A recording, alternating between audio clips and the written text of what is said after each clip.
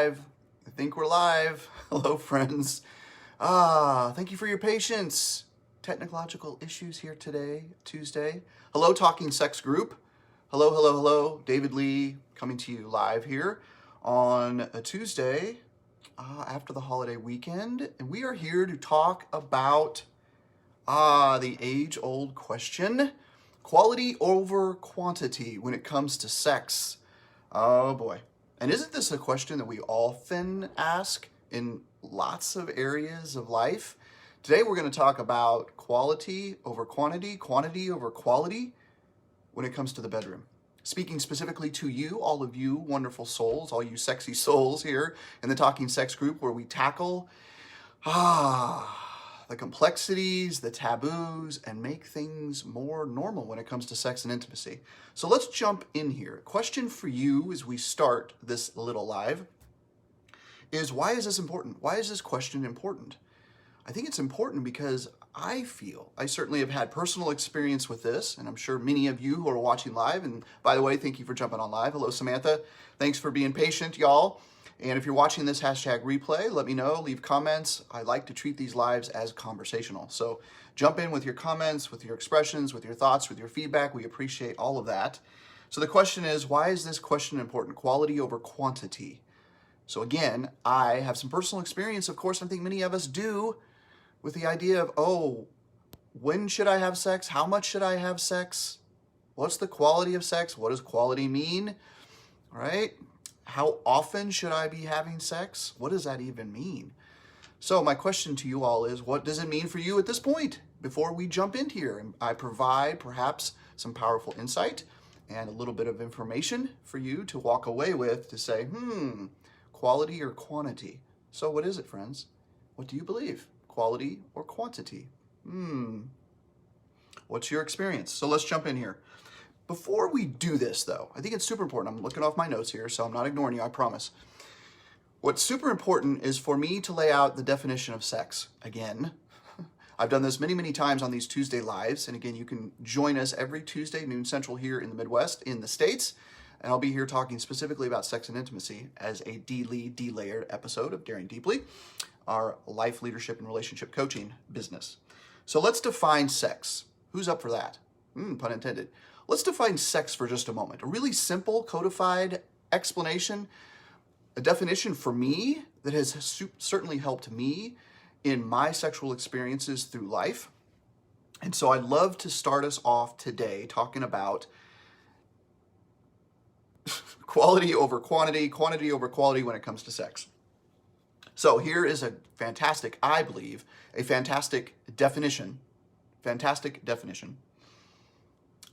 of sex.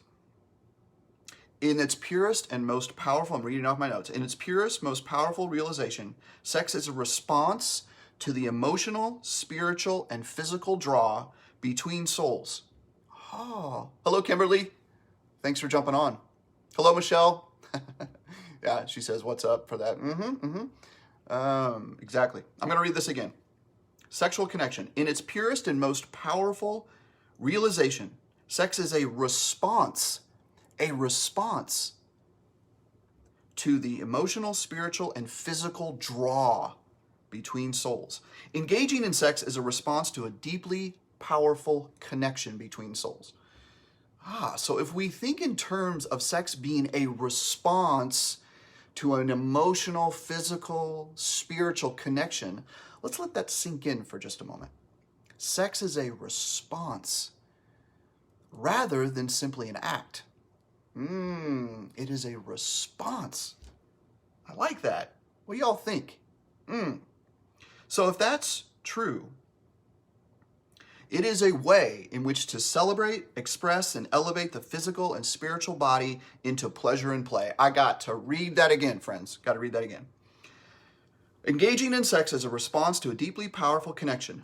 The way to celebrate, express, and elevate the physical and spiritual body into pleasure and play. It is a response, friends. So if sex can be defined as a response to a powerful connection between souls, what does it mean then in terms of quality or quantity? Let's keep going. we all think so far. Oh, you like that? Oh. Okay. I'm going to tackle this idea, prioritization over quantity. So keep that in mind, prioritization over quantity. So come into that space for me for just a moment. The response is an indicator that souls are connecting. Okay, so if sex is a response, and it's an indicator that souls are connecting and being drawn into a powerfully intimate series of moments, which is sex. Okay, then perhaps the idea of quality and quantity of sex is less about the act and more about the connection in between the lines, so to speak. So if that's the case, if it's about a response, it's about a connective response, then perhaps this is why forcing sex and expecting sex or scheduling sex can be less than ideal. Anybody out there ever been in that situation where you had an expectation of sex, that you scheduled sex? Because you wanted to stay on some sort of schedule, or you thought because you read a Cosmopolitan magazine, or your girlfriend, right? Or another couple engaged in sex in a certain amount of time, once a week, once a month, once a day, and you thought, ooh, I got to keep up with the Joneses, pun intended. This is why forcing the idea. We need to have sex because this is what couples do, right?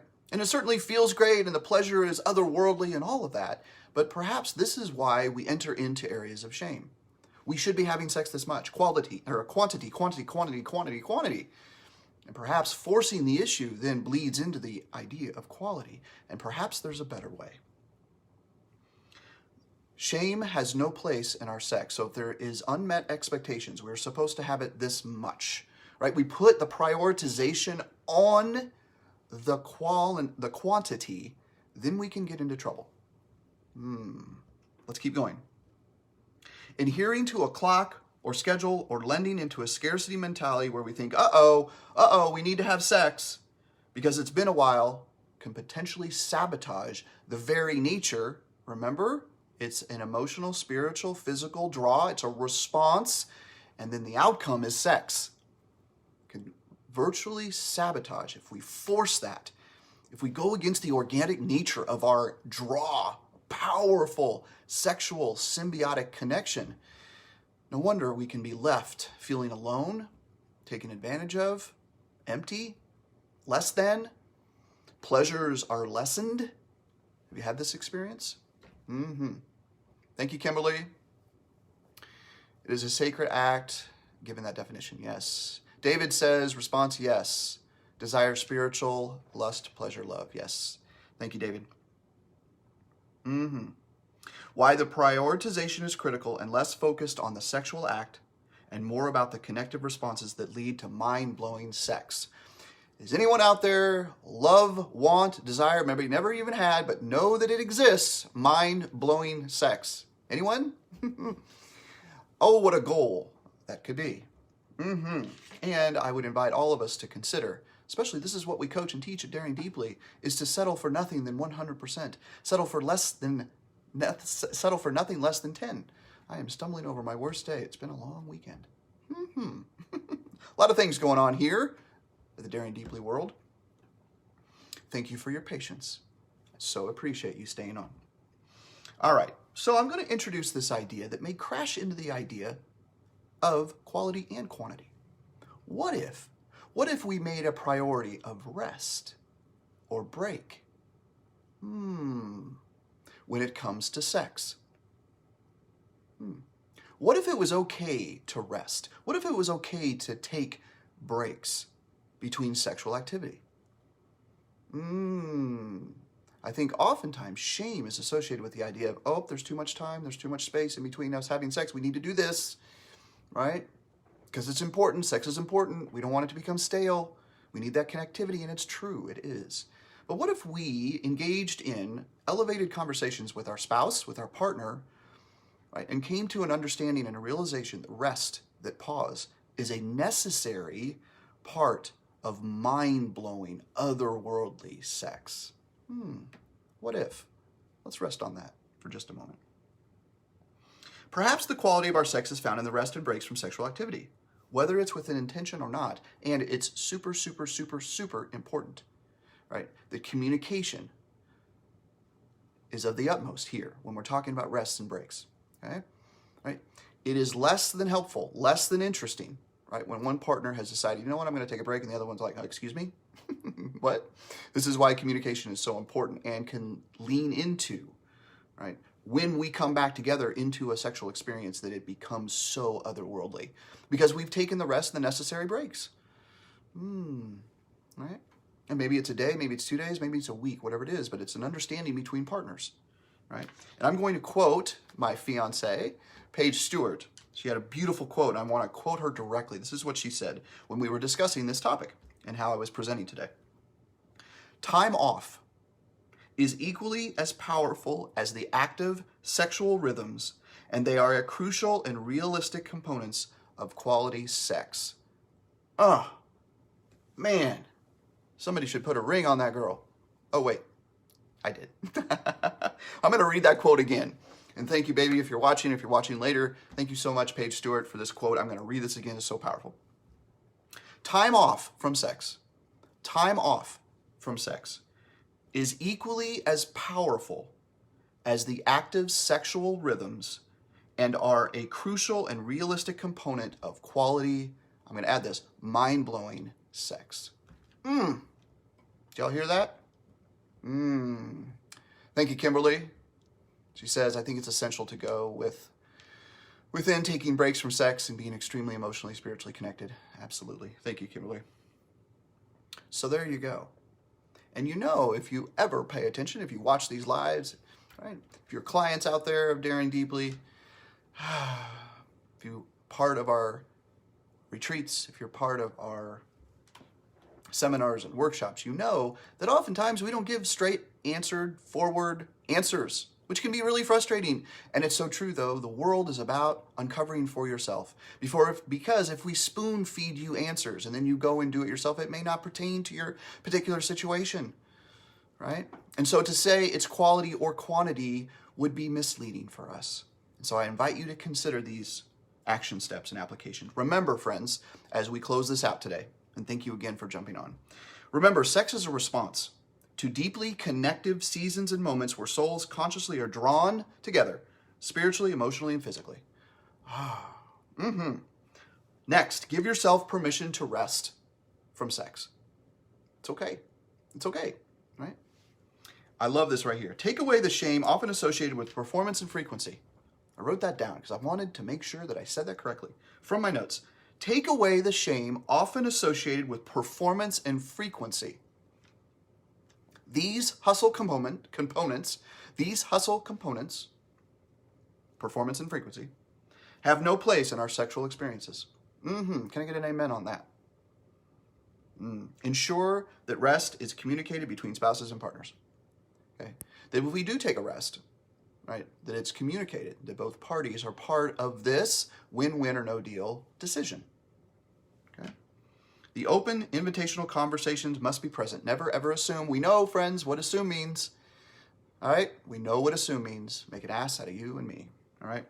And lastly, friends, before we jump off here, know and practice. The real work is how you connect on deep levels in all facets of your relationships. Remember, sex is a response to the relationship, to the depth of connectivity in the relationship.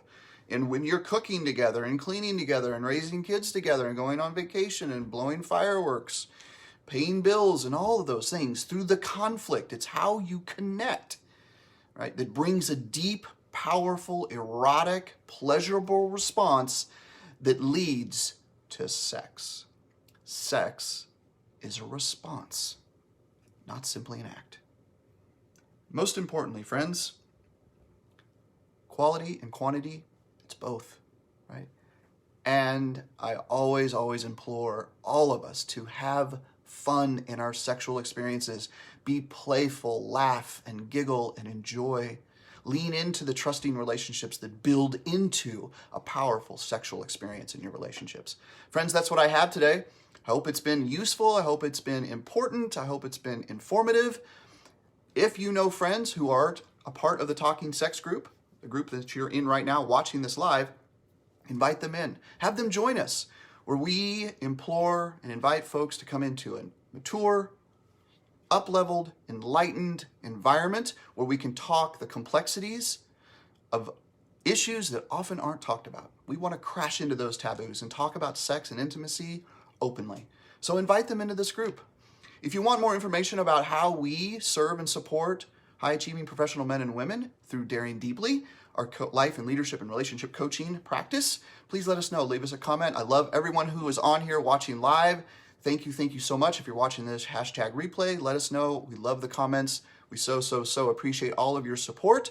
Come and find us on all the socials. You can find us on our personal pages, David Lee, Paige Stewart, and you can also find us in other private Facebook groups. The Talking Sex group, It's Time for Me, is a women-only group. Men Want More is a men-only group. Go and find those, and you can find us at daring-deeply.com. Thank you so much, so much for jumping in here. Thanks for talking sex and intimacy with me. Thank you for your patience, and we will see you next time. Take care. Bye.